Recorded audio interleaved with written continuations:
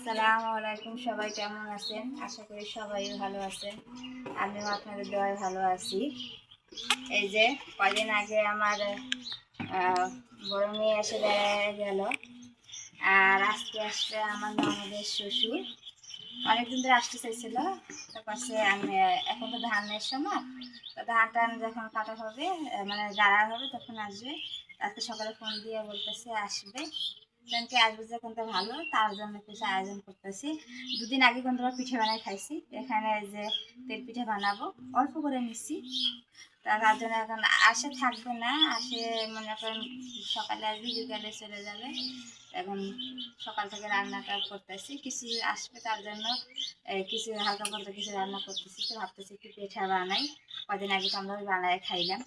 অল্প একটু মিশি আটা গোলায়া তেল পিঠা বানাবো, আরও রান্না করবো। চুলার কেবল ধরাই দিছি, এখন রান্নাটা শুরু করতেছি। আসে যেটা থাকবে সেখানে তাড়াহুড়ো করে রান্নাটা করতেছি।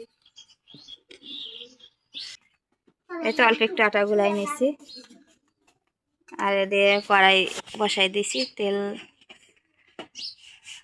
গরম হলে তার পিঠাগুলো বানাই নেব আস্তে আস্তে, যেহেতু এক চুলায় রান্না তো তা একটা একটা করে রান্না করে নেই। এতে পিঠাগুলো ভাজে নিচ্ছি, আর কড়াইটা চেঞ্জ করছি কেন ওই কড়াইটা মানে লাগিয়ে পড়তেছিল, সেখানে এই কড়াইটা আবার বদলাই নিচ্ছি। তো পিঠাগুলো ভাজা হয়ে গেলে তারপরে রুটি বানাবো। এই তো পিঠাগুলো ভাজে নিচ্ছি, আর মশলা দিলে আমার পিঠা নষ্ট হয় না, পিঠা সবসময় জন্য পিঠা ভালোই হয়।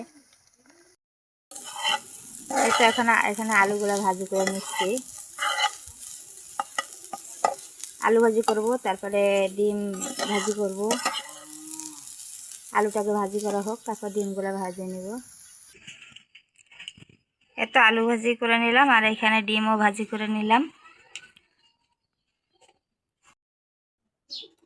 এই দেখেন তেল পিঠা ভাজা হয়ে গেছে, আর এইখানে এখন রুটি বানাই নিচ্ছি। সেমাই দিয়ে রুটি দিয়ে খাবে, সেমাই রান্না করে নিচ্ছি। এই যে রান্না শেষে মেহমান এসে গেছে, তো দাদা আসতেছে বাইরে। এই দেখে আমি রুটিগুলা তাড়াতাড়ি করে বানাই নেই। এই যে আমার ননদের মেয়ে এসে কিষণ দেখছেন, বসে পড়ছে আমার কাছে। ননদ আসে নাই, আর দাদা আসছে। আমার রান্নাই শেষ হয় নাই।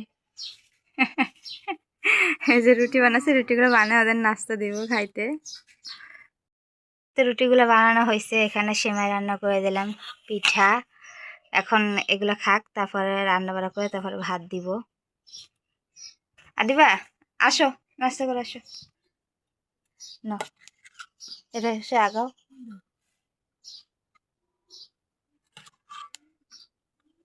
এটা কিন্তু এদিকে একটা নিয়ম, বুঝছেন, যে এরকম নাস্তা করা সব জায়গায় করে, এখানে রুটিটা খুবই একটু বেশি চলে। এই যে মিষ্টি নিয়ে এসছে, নাও খাও। নাস্তা করুক, আমি এদিকে রান্নাটা করি। ওরা নাস্তা করতেছে, এদিকে আমি মুরগিটা ভাজবো, তারপরে ভুনা করব। আর এই দেখেন কি যেন নিয়ে আসছে, এই যে আমার মেয়ের জন্মদিন গেছে সামনে, আসে নাই, কি বোনের জন্য গিফট নিয়ে এসে। এটা হলো বোনের ভালোবাসা। যতই বলেন যে ফুপু কন খালার বোন কন, কোনো আপন কেউ হয় না, বুঝছেন, এতটা ভালোবাসা এদের। এই যে এখন ওর বন্ধ হয়, কয়দিন থাকবে। আমি বলছি দেখে না আমাকে দেখাবে না, কই না ওদের আসে তারপর দেখাবে। কাছে ঠিক আছে দেখাইও। নাস্তা করা হইলো? কি নাস্তা করলো? আমি হ্যাঁ সেমাই খাইছি, তারপর রুটি পিঠা খাও নাই? পিঠা আমার ভালো লাগে না। আমি তো কষ্ট করে পিঠা বানাইলাম, খাচ্ছ না? পরে খাবো। আচ্ছা অত থাকবে। হ্যাঁ, তাই দিকে আমি রান্নাটা, আমার প্রায় রান্না শেষ, খালি এখন এই যে মুরগির মাংসটা রান্না করবো আর পোলাও রান্না করবো, তাহলেই শেষ রান্না। এই তো রান্না করা শেষ। এখানে মাছ বেগুন আলু দিয়ে রান্না করছি, এখানে ভাজি আলু ভাজি, এটা ডিম, আর এটা হলো যে এই যে মুরগি মাংস রান্না করলাম, এখানে পোলাও, আর এটা সাদা ভাত। এই তো আমাদের গরিবের আইটেম এগুলাই। এই যে খাওয়া দাওয়া শেষ, আমরা চলে যাবে এখন। তো এগুলো আমার ননদের জন্য দিছি।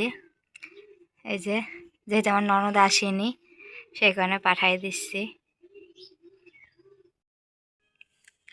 এই তো খাওয়া দাওয়া করে এখন বসে আছি, ও দাদা চলে গেছে আরও থাকবে, যেহেতু আর বন্ধ সেখানে থাকবে। আর আমার মেয়ে দুইটা স্কুলে গেছে, একটা দুপুরবেলা এসে গোসল করে খাওয়া দাওয়া করে চলে গেছে, আর একজন আসবে, আস্তে আস্তে আসরের আয়োজন দিবে, আর ওই আসরের আয়োজনের আগেই আসবে। তো ভিডিওটা আজকের বড় বানাবো না, ভালো লাগে থাকলে অবশ্যই লাইক দিন, চ্যানেলটা সাবস্ক্রাইব করেন। তো সবাই ভালো থাকেন, সুস্থ থাকেন।